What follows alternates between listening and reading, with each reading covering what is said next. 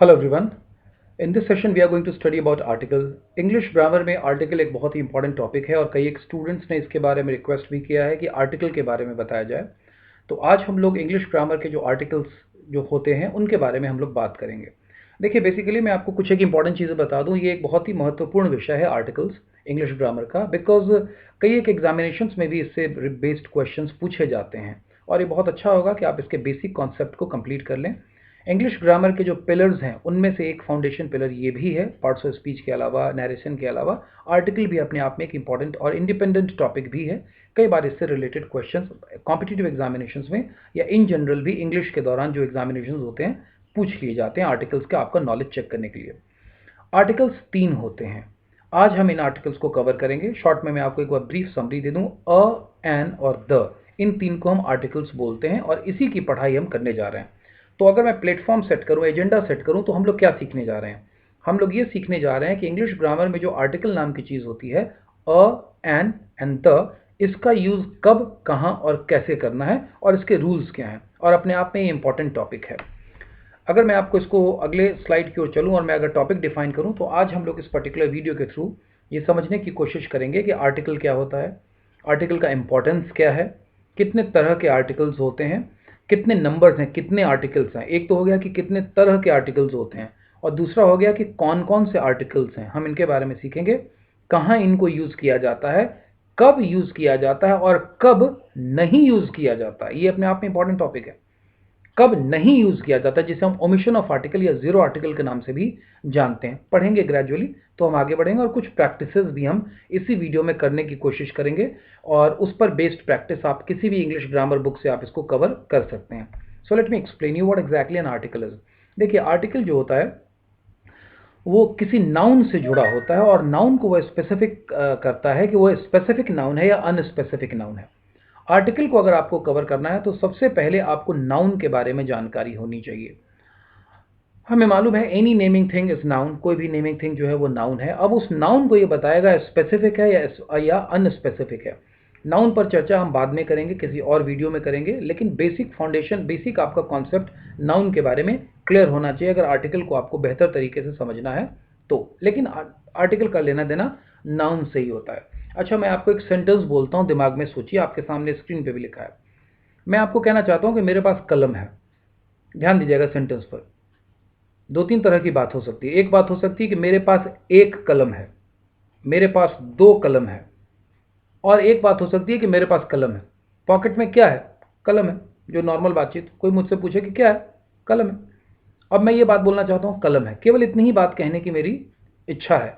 तो क्या मैं ये कह सकता हूँ कि आई हैव पेन? क्योंकि मुझे यही कहना है, मुझे आपको ये नहीं बताना है कि एक कलम है कि दो कलम है कि तीन कलम है। केवल बताना है कि कलम है, वहां पर क्या रखिए, किताब है। केवल इतना ही बताना है मुझे। अब बताइए, क्या मैं ये बोल सकता हूं कि आई हैव पेन या आई हैव बुक? नहीं बोल सकते।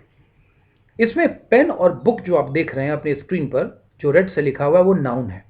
इसी के बारे में मैं बता रहा था कि आर्टिकल के बगैर सेंटेंस कंप्लीट नहीं होगा। ये वाला आर्टिकल को बताना ही पड़ेगा कि ये स्पेसिफिक नाउन है या अनस्पेसिफिक नाउन है। तो आई हैव बुक या आई हैव पेन हो नहीं सकता।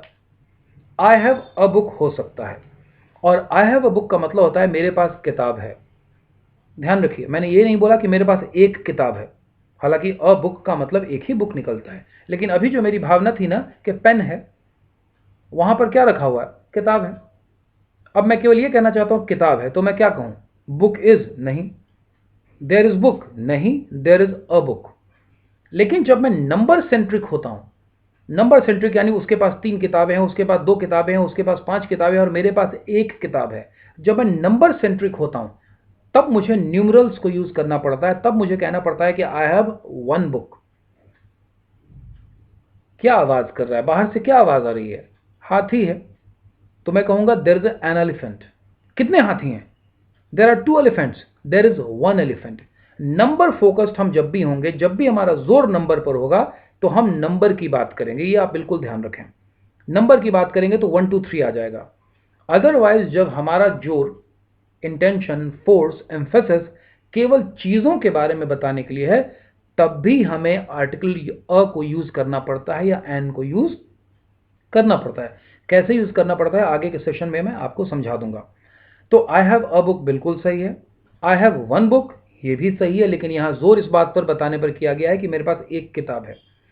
आई हैव द बुक, इसका मतलब होता है कि किसी खास बुक की बात आप कर रहे हैं। फॉर एग्जाम्पल आप कहते हैं कि मेरे रूम में डिक्शनरी थी, कहाँ गई, और मैं कहता हूं आई हैव द बुक, इसका मतलब जो बुक आप बात कर रहे थे, जिस बुक की आप बात कर रहे थे, वो बुक मेरे पास है। एग्जाम्पल लिखिए, last night I was reading a book. इस लाइन का मतलब हुआ कि लास्ट नाइट, पिछली रात को मैं एक किताब पढ़ रहा था। ये कोई भी किताब हो सकती है, मैंने किसी किताब का जिक्र नहीं किया, कोई भी किताब हो सकती है। मेरे घर में 50 किताबें हैं, कोई भी किताब पढ़ रहा हूँ। लेकिन जब मैं कहता हूं कि last night I was reading the book, तो आपको चौंक जाना पड़ेगा कि कौन सी बुक। अब इसका मतलब हुआ कि कोई स्पेसिफिक बुक जिसका आपके और मेरे बीच में बातचीत चल रही थी, जिसके बारे में I was reading the book. क्या आपने महाभारत पढ़ी है, गीता पढ़ी है, बाइबल पढ़ी है, कुरान पढ़ी है, क्या आपने कोई और किताब पढ़ी है? और मैं कहता हूँ कि yes I was reading the book, इसका मतलब ये होता है कि आई वॉज रीडिंग कोई खास पर्टिकुलर बुक। अब इसको हम एग्जाम्पल से आगे और समझते हैं। Articles are word that defines a noun as specific और अनस्पेसिफिक। मैं आपको ऑलरेडी समझा चुका हूं, और ये भी चीज आप लोग देख चुके हैं, अ बुक और द बुक। आर्टिकल की मैं बात कर रहा था कि कितने कैटेगरी में बांटे जा सकते हैं।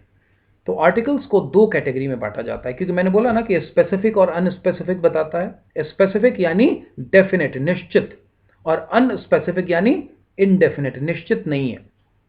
ठीक है, मैं किसी स्पेसिफिक जगह पर जाऊंगा, मैं किसी स्पेसिफिक बात के बारे में बात कर रहा हूं, यानी कोई खास, निश्चित, पिन पॉइंट। तो पहला आर्टिकल जो कैटेगरी बन जाती है, दो कैटेगरी में आर्टिकल्स को हम बांट सकते हैं, और वो है indefinite article and definite article. Indefinite का मतलब जो निश्चित नहीं है, डेफिनेट का मतलब जो निश्चित है, फिक्स है। इनडेफिनेट आर्टिकल दो होते हैं, अ या एन। जिनके साथ अ लगेगा उनके काउंटर पार्ट्स के साथ एन लगता है, as per the rule of grammar. मैं आगे आपको समझाऊंगा, थोड़ा बहुत आइडिया आपको होगा भी शायद। और डेफिनेट आर्टिकल जहां चीजें बिल्कुल निश्चित हो जाती है, कोई खास, कोई खास यानी निश्चित। अब हम लोग देख पा रहे हैं कि दो तरह के आर्टिकल्स होते हैं, definite articles and indefinite article. All right, और हम इनको टोटल तीन आर्टिकल्स की कैटेगरी में रखते हैं, अ एंड द। अब आगे हम लोग बढ़ते हैं।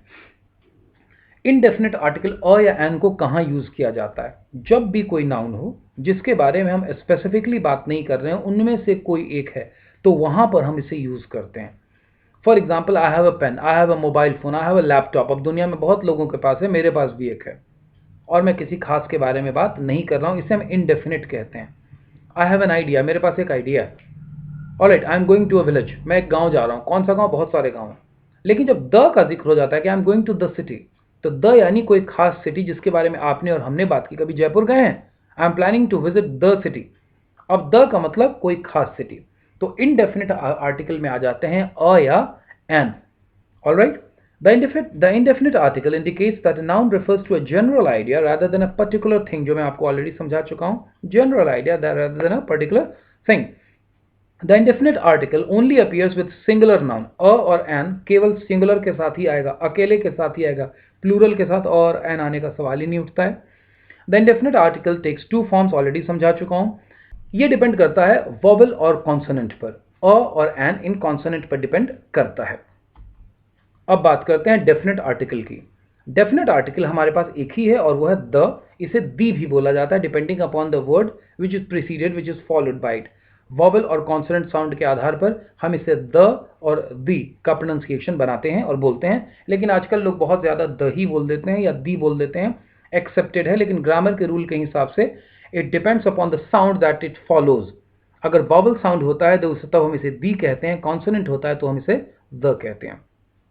Anyways, the definite article is the word the. It limits the meaning of a noun to one particular thing. ये एक खास पर जाकर के फोकस कर देता है. The definite article refers to a specific thing.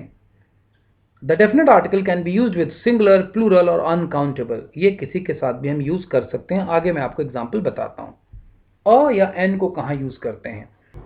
Where to use अ और एन?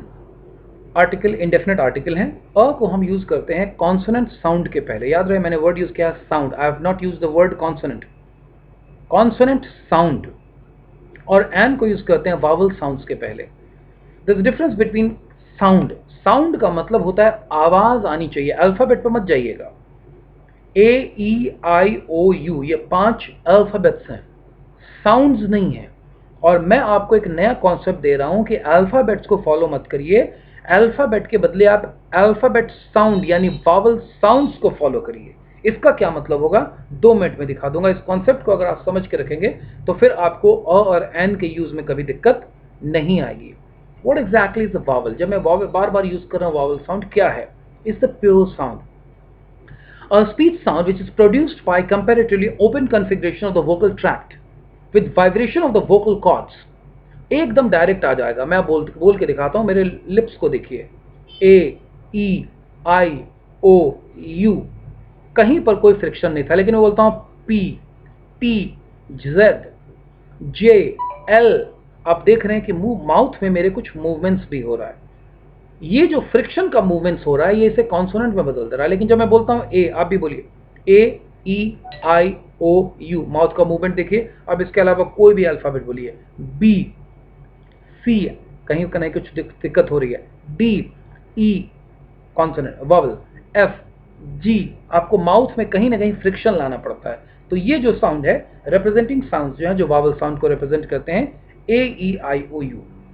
जब कभी भी मैंने बोला था ना कि vowel sound, when a word is there and if it starts with the following sounds, अगर ये F sound, H sound, L, M, N, R, X, V, इनसे अगर कोई चीज निकलती है तो ये वॉवल साउंड प्रोड्यूस करती है। इसको ध्यान रखिएगा, आप इसे स्क्रीनशॉट ले लीजिए। इनसे अगर कोई अल्फाबेट निकलता है तो ये वॉवल साउंड प्रोड्यूस करता है। ये साउंड की बात कर रहा हूं, ध्यान रहे, अल्फाबेट की बात नहीं कर रहा हूं। इसको मैं आपको एग्जाम्पल से समझाता हूं। फॉर एग्जाम्पल, साउंड को देखिए, लेट अस चेक। पहला वर्ड है एप्पल। आप लोग ऑलरेडी जानते हैं कि इसके आगे एन लगेगा, लेकिन थोड़ा हम डिस्कस कर लेते हैं इसको। एन क्यों लगेगा? क्योंकि जो हमारा वर्ड है वो है ए, आवाज एकदम क्लियर आ रही है, ए, इसलिए इसके आगे एन लगेगा। डायरी, ये आवाज क्लियर नहीं आ रही है, ड, टंग को कहीं ना कहीं टच करना पड़ा, इसलिए इसके आगे अ लगेगा। टाइटल, ट, ट, क्लियर आवाज नहीं है, ऑलराइट, ये कॉन्सोनेंट साउंड हो गया, इसके आगे अ लगेगा। सुप्रिटेंडेंट ऑफ पुलिस, सू, सू, मेरे टंग को टच करना पड़ रहा है, सू पहले साउंड के पहले, सुप्रिटेंडेंट, इसलिए इसके आगे अ लगेगा। लेकिन जब मैं बोलता हूं एसपी, अब मेरी आवाज को देखिए, ए, एस बोलने के लिए ए, इसलिए इसके आगे एन लगेगा। यही कंफ्यूजन है, लोगों को कॉन्सेप्ट नहीं होता है और वो कहते हैं कि इंग्लिश में कुछ समझ में नहीं आया। सुप्रिटेंडेंट ऑफ पुलिस बोलें या एसपी बोलें, एक ही पोस्ट है, एक ही व्यक्ति हो सकता है, एक ही पद है, लेकिन जब शॉर्ट फॉर्म हो जाता है तो उसके आगे एन लग जाता है। फॉर एग्जाम्पल, मैं कहूंगा कि mister Ajay is the SP या mister Ajay is an SP in police department, लेकिन वही फुल फॉर्म में बोल दूं तब मैं कहूंगा mister Ajay is a superintendent of police in police department या इन दिस डिपार्टमेंट। ये आपको ध्यान रखना है। फर्स्ट इंफॉर्मेशन रिपोर्ट, मैंने बोला था ना एफ साउंड के बारे में आपको थोड़ी देर पहले। अब यहां पे देखिए, F I, first information report, फ, फ्रिक्शन के साथ आ रहा है, अ लग जाएगा। लेकिन जब मैं बोलता हूं एफ आई आर तो मेरी पहली आवाज है ए, ये प्योर आवाज है, इसमें कोई फ्रिक्शन नहीं है, यानी इसके आगे एन लगेगा, एन एफ आई आर। यहां पे भी वही बात है, एफ आई आर और फर्स्ट इंफॉर्मेशन रिपोर्ट एक ही चीज होती है, फुल फॉर्म और शॉर्ट फॉर्म का मामला आ गया। मेंबर ऑफ पार्लियामेंट, में अ लगेगा, लेकिन जब मैं एमपी बोलता हूं तो मेरी पहली आवाज है ए, ए, एम, इसलिए उसके आगे एन लगेगा। इसी तरह से मेंबर ऑफ लेजिस्लेटिव का असेंबली में अ लगेगा, एमएलए में एन लगेगा। एचएमटी वॉच, ए, हालांकि अल्फाबेट एच है जो कि प्योर कॉन्सोनेंट है, लेकिन साउंड इसकी ए की आ रही है जो कि वावल साउंड है, इसलिए an HMT watch. An NCC officer, क्योंकि पहली आवाज है ए। SDO, N SDO. आप ये देख रहे होंगे कि मैं आपको ए आई यू के तरीके से नहीं समझा रहा हूं, मैं आपको सीधा कॉन्सेप्ट दे रहा हूं। कभी भी वर्ड देखेंगे एक झलक में आप समझ जाएंगे कि इसके साथ मुझे क्या लगाना है। X-ray machine, an X X A, x-ray. SMS, an SMS. MMS, an MMS. Teacher, आवाज टच हो गई, ट, ट, इसलिए इसमें a teacher. It was an apt answer, एकदम सुटेबल, टू द पॉइंट में जवाब दिया गया। एप्ट, ए लग गया, apt answer. Action movie, a है, ए है, क्लियर दिख रहा है आपको लगेगा, लेकिन मेरा एक इसरार है, मैं आपको एक चीज एम्फेसाइज करना चाहता हूं कि आप अल्फाबेट पे नहीं जाएं, you must go by the sounds. और यही वजह है कि मैंने थोड़ी देर पहले आपको जो बोला था कि there is a difference between alphabet and sound, यही सोच करके बोला था। So you have to always follow the sounds, not the alphabet. अब जरा हम देख लेते हैं कि किन किन के साथ अ या एन लगता है। अगर सिंगुलर काउंटेबल नाउन हो तो एन लगता है, अगर वो वाली आवाज आ रही है, कॉन्सोनेंट आवाज आ रही है तो। For example, I have a pen, यहां पेन जो है, ये पर्टिकुलर पेन वर्ड जो यूज किया गया ये नाउन है आपका, और इसके आगे सिंगुलर काउंटेबल नाउन है क्योंकि एक है इसलिए अ ही लगेगा, प्लूरल होता तो नहीं लगता। प्राइस, रेट या स्पीड के पहले भी हम एन लगाते हैं। His driving at a speed of 40 kilometre per hour, speed वगैरह के पहले भी हम लगाते हैं, प्राइस के पहले भी लगाते हैं, रेट के पहले भी लगाते हैं। Common noun, a dog is a faithful animal, कुत्ते ईमानदार होते हैं, डॉग्स ईमानदार होते हैं।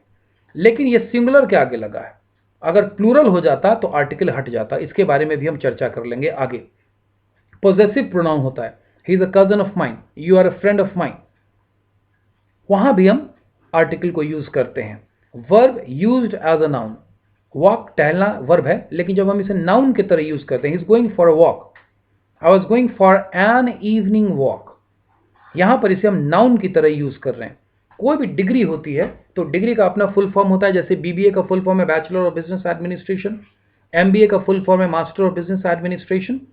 लेकिन जब हम बात करते हैं कि कोई व्यक्ति एमबीए क्वालिफाई कर चुका है, तब हम उसे कहते हैं कि ही इज एन एमबीए। वहां पर ये हमें ध्यान रखना है, he is a BBA, an MBA, क्योंकि उसकी आवाज कैसी आ रही है, ए। शी इज अ बीसीए, ये हमें ध्यान रखना है। प्रोफेशन के साथ भी हम यूज करते हैं, ही is a doctor, he is a policeman. Nationality के साथ भी हम आर्टिकल को यूज करते हैं, he is an Indian and, और शी इज एन अमेरिकन, और ही इज अ जर्मन, यानी वो पर्टिकुलर कंपनी से, कंट्री से बिलोंग करते हैं। अब हम बात करते हैं, इनडेफिनेट को तो देख लिया, अ और एन को, उसके यूज कहाँ होते हैं उसको भी देख लिया है। मैं चाहूंगा कि आप इसका स्क्रीनशॉट लेकर के रखें और ये आपको आगे काम आएगा। कॉपी में इसका नोट्स बना लें, कुछ ऐसे ही सेंटेंसेस को भी कॉपी में आप लोग लिखें। द आर्टिकल कहाँ यूज कर किया जाता है, द एक डेफिनेट आर्टिकल है, लेकिन कई एक जगह पर द को यूज किया जाता है। एक तो द को डेफिनेट यानी निश्चित बताने के लिए यूज किया जाता है, this is the spectacles which I bought yesterday, ये वही चश्मा है जो मैंने कल खरीदा। यहां डेफिनेट के लिए मैंने यूज किया, वही वाला चश्मा है, आपने मुझे देखा था लेते हुए, दिस इज द स्पेक्टिकल, और ये अच्छा है। और दूसरा होता है, आई हैव अ स्पेक्टिकल, मेरे पास एक चश्मा है और मैं इसे यूज करता हूं, यहां मैंने इन जनरल बात कर दिया। तो द डेफिनेट करने के लिए, और डेफिनेट कोई भी चीज हो सकती है। For example, this is water, आप देख रहे हैं दिस इज वाटर, पानी है, यहां मैंने कोई आर्टिकल यूज नहीं किया, लेकिन इसके आगे भी मैं द लगा सकता हूं, this is the water.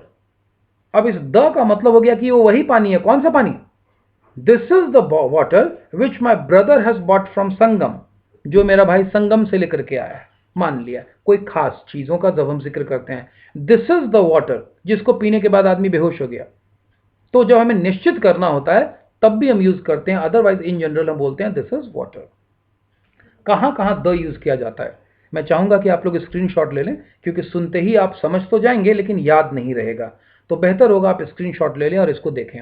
Before the names of the ranges of mountain, for example the Himalayas, the Alps, the Vindhyas, mountain के जो रेंजेस होते हैं उसके आगे द हम स्पेसिफिकली यूज करते हैं, इट इज इंस्ट्रक्टेड। हालांकि हिमालय एक नाम है, प्रॉपर नाम है, लेकिन बावजूद उसके वहां नाम के आगे रेंजेस ऑफ माउंटेन्स की कैटेगरी में आता है, इसलिए द लगाते हैं। Before the names of group of islands, the East Indies, the Andamans, the West Indies, यहां भी हम नियम से यूज करते हैं। Before the name of rivers, the Ganges, the Danube, the Ganges, the Danube, the Indus, हम use करते हैं। Before the names of girls, seas and oceans, for example the girls of Mexico, the Bay of Bengal, the Indian Ocean, the Atlantic Ocean, इनके आगे भी हम the को use करते हैं। Before the names of the great book, epics खास करके, epics खास करके क्या, एपिक्स के आगे the Ramayan, the Mahabharat, the Bible, the Quran, the Gita, the Vedas, इस तरह से। Before the names of the newspapers, जो भी न्यूज पेपर्स होते हैं उसके आगे हम यूज करते हैं, for example the Times of India, the Hindu, the Dawn, kind of. Before the name of some planets और हेवनली बॉडीज, यूनिक है, प्लैनेट्स हैं, हेवनली बॉडीज हैं ये, द सन, द मून, इस तरह से हम इसको यूज करते हैं, the sky, the earth, heavenly bodies के आगे। Before the dates of a month, the 2nd of January, the हम डेफिनेट लगाते हैं, नहीं तो सीधा हम बोलेंगे 2nd of January, the 2nd of January is the date when Mahatma Gandhi was born. Before the ordinal numbers written in letters, the first, second, third, fourth, fifth, so on.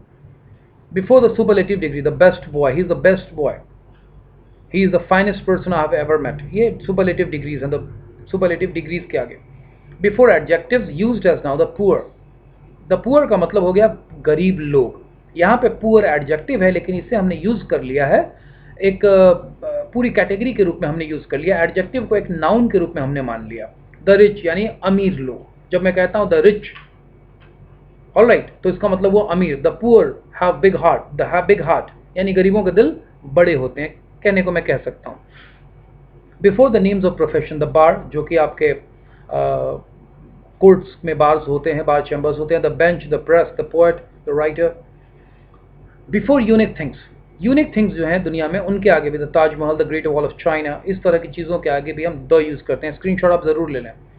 जब कभी फ्यू और लिटिल वर्ड यूज़ किया जाता है और उसके आगे adjective clause आ जाता है, तो वही हम यूज़ करते हैं. For example, I have read the few books I had, जो थोड़ी बहुत किताबें मेरे पास थी, I have read them all. He had eaten the little food he had, उसके पास जो भी थोड़ा बहुत खाने को बचा था, he had eaten the food.